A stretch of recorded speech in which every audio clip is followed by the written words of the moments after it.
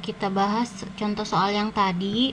Di sini ada perusahaan sawit berhasil meningkatkan produksi sebesar 26%. Nah, ini adalah sebuah hipotesis. Jadi kita tandain ini adalah hipotesis yang akan kita buktikan kebenarannya, ya, apakah dia memang benar atau tidak. Kemudian untuk menguji apakah pernyataan tersebut benar, dilakukan penelitian terhadap 30 perusahaan dan diperoleh ternyata rata-ratanya adalah 33% dengan standar deviasi 5,9%. Ujilah apakah pernyataan perusahaan tersebut benar dengan taraf 5%. Nah, kita akan menguji pernyataan si perusahaan tersebut bahwa dia sudah meningkatkan produksi sebesar 26%. Maka ini adalah bentuk hipotesis. Ini sudah diketahui semua ya, kita tuliskan dari soal. Mu sama dengan 26% dari hipotesis ini. Kemudian X bar rata-rata realnya ternyata adalah 33%. Sampel yang diambil adalah 30 perusahaan. S-nya simpangan atau standar deviasi simpangan baku sama aja, yaitu 5,909%, dan alpanya adalah 5%. Langkah 1 adalah merumuskan hipotesis. Nah, ini kan hipotesis ya.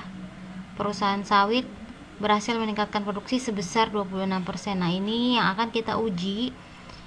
Dari hipotesis ini kita ubah ke dalam notasi statistik ya. Jadi H0 yaitu mu sama dengan 26. Jadi H0 yaitu sebesar 26. Ini dari hipotesis. Sedangkan H1 selalu kebalikannya. Jadi kalau H0 nya sama dengan, H1 nya tidak sama dengan ya. Kemudian langkah kedua adalah menentukan taraf nyata. Taraf nyata dari soal 5%. Kemudian karena ini uji dua arah ya. Uji dua arah itu berasal dari hipotesisnya. Kalau hipotesisnya bentuknya sama dengan dan tidak sama dengan, maka dia disebut uji dua arah.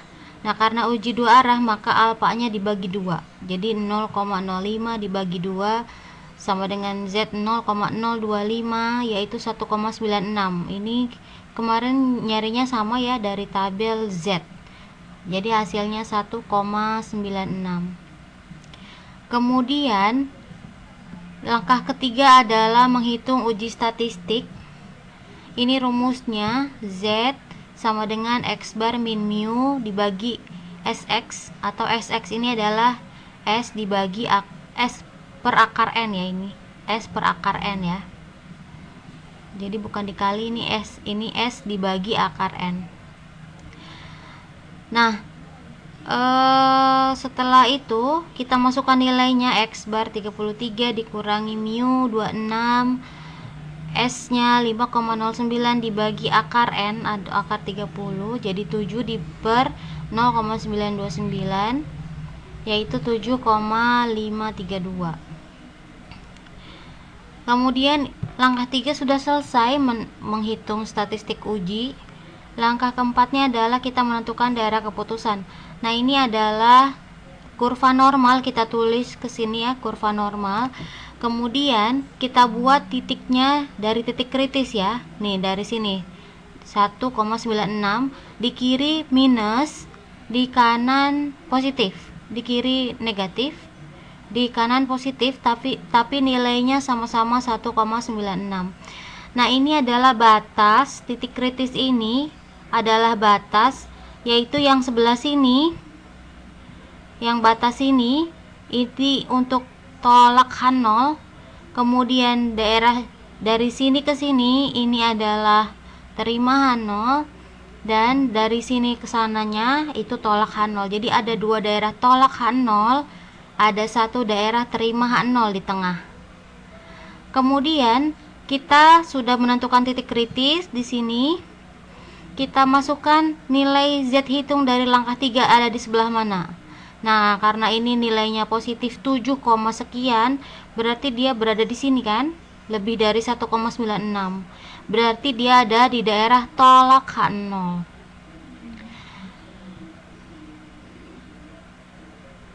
Artinya H0 ini, H0 yang mu sama dengan 26, kita tolak Nah, ini kita tolak berdasarkan dari langkah nomor 4.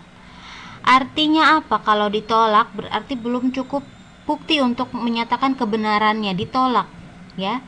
Artinya di sini kesimpulannya belum cukup bukti untuk menyatakan bahwa produksi sawit meningkat sebesar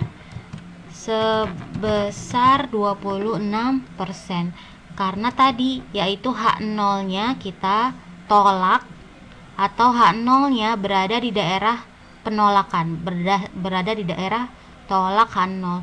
Beda ceritanya kalau H0-nya ada di sini, ada di daerah tengah. Kalau H0-nya ada di daerah tengah, maka H0 ini kita terima atau sudah cukup bukti kalau memang ada peningkatan sebesar 26%. Begitu.